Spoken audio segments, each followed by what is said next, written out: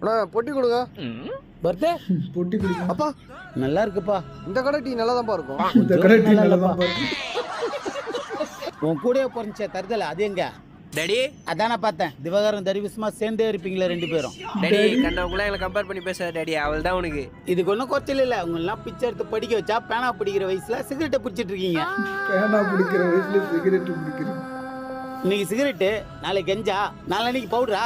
நீங்க எனக்கு தான் பிறந்தீங்களா டவுட்டா இருக்கா?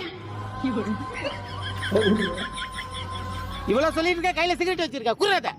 யோ யோ யோ ஒரு சிகரெட் 10 ரூபாயா? ஒழுங்கா படிக்கிற வழியை பாருங்கடா.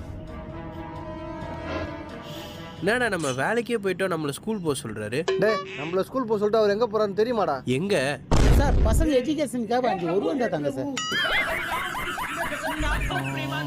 சார் உங்ககிட்ட 5 1 ரூபா இருக்குமா சார்?